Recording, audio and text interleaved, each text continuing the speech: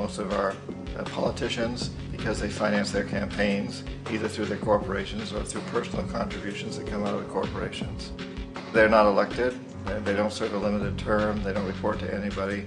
And at the very top of the corporatocracy, you really can't tell whether a person's working for a private corporation or the government because they're always moving back and forth. So, you've got a guy who one moment is the president of a big construction company like Halliburton, and the next moment he's vice president of the United States, or the president who is in the oil business. And this is true whether you've got Democrats or Republicans in the office. You have them moving back and forth through the revolving door. And in a way, our government is invisible a lot of the time, and its policies are carried out by our corporations on one level or another. And then again, the policies of the government are basically forged by the corporatocracy and then presented to the government. They become government policy. So it's an incredibly cozy relationship. This isn't a conspiracy theory type of thing. These people don't have to get together and plot to do things. They all basically work under one primary assumption, and that is that they must maximize profits regardless of the social and environmental costs.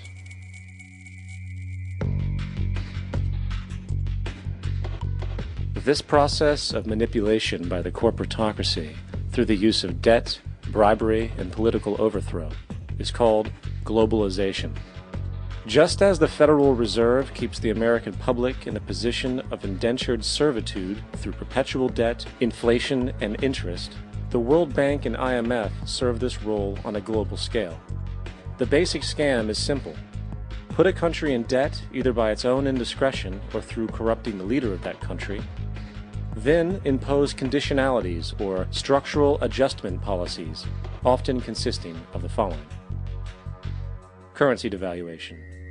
When the value of a currency drops, so does everything valued in it. This makes indigenous resources available to predator countries at a fraction of their worth.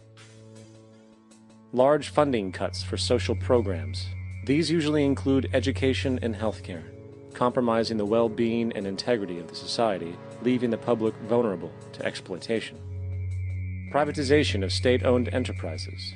This means that socially important systems can be purchased and regulated by foreign corporations for profit.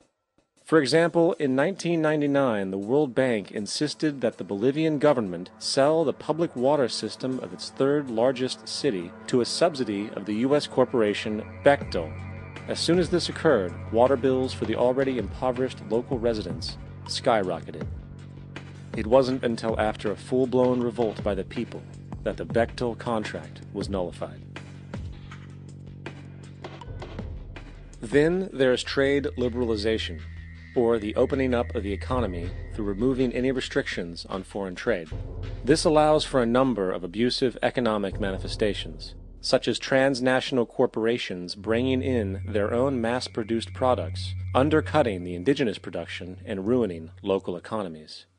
An example is Jamaica, which, after accepting loans and conditionalities from the World Bank, lost its largest cash crop markets due to competition with Western imports.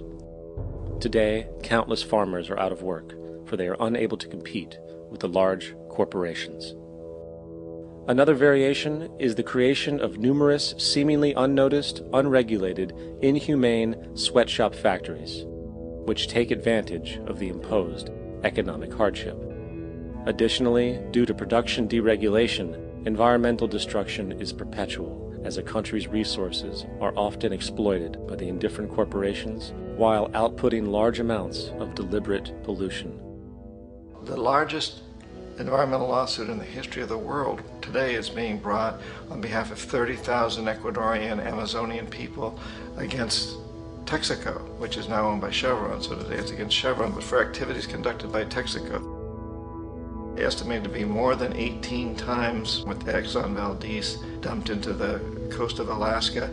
In the case of Ecuador, it wasn't an accident. The oil companies did it intentionally. They knew they were doing it to save money out there rather than arranging for a proper disposal.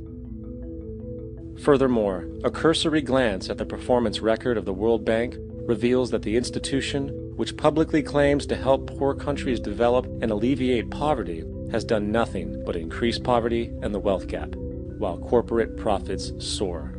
In 1960, the income gap between the fifth of the world's people in the richest countries versus the fifth in the poorest countries was 30 to 1. By 1998, it was 74 to 1. While global GNP rose 40% between 1970 and 1985, those in poverty actually increased by 17%.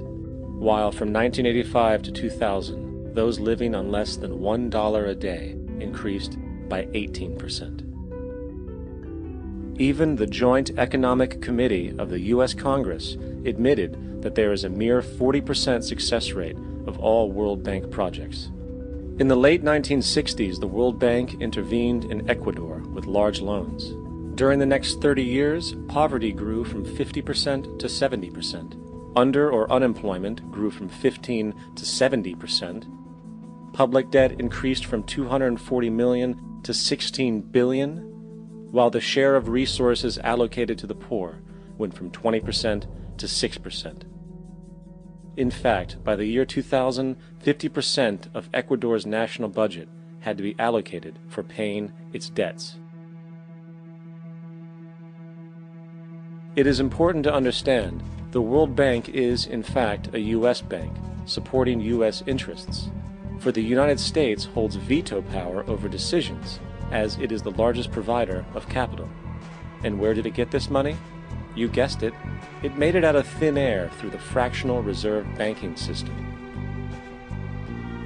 Of the world's top 100 economies, as based on annual GDP, 51 are corporations, and 47 of that 51 are U.S.-based.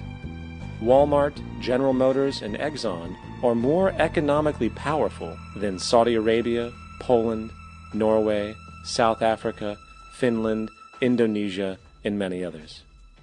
And, as protective trade barriers are broken down, currencies tossed together and manipulated in floating markets, and state economies overturned in favor of open competition and global capitalism, the empire expands. You get up on your little 21-inch screen and howl about America and democracy. There is no America. There is no democracy. There is only IBM and ITT and AT&T and DuPont, Dow, Union Carbide, and Exxon.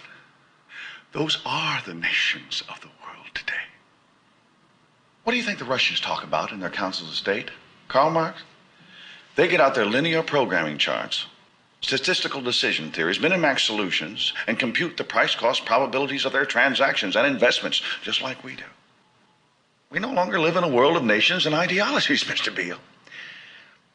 The world is a college of corporations, inexorably determined by the immutable bylaws of business. The world is a business, Mr. Beale.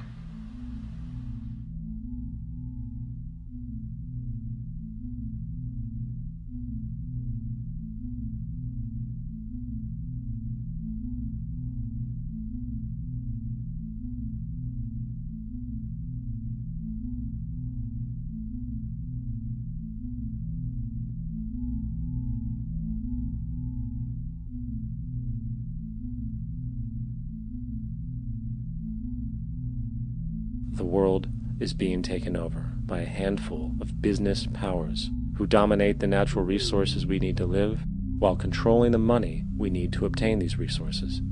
The end result will be world monopoly, based not on human life, but financial and corporate power. And as the inequality grows, naturally more and more people are becoming desperate. So the establishment was forced to come up with a new way to deal with anyone who challenges the system. So they gave birth to the terrorist. The term terrorist is an empty distinction, designed for any person or group who chooses to challenge the establishment. This isn't to be confused with the fictional Al-Qaeda, which was actually the name of a computer database for the US-supported Mujahideen in the 1980s.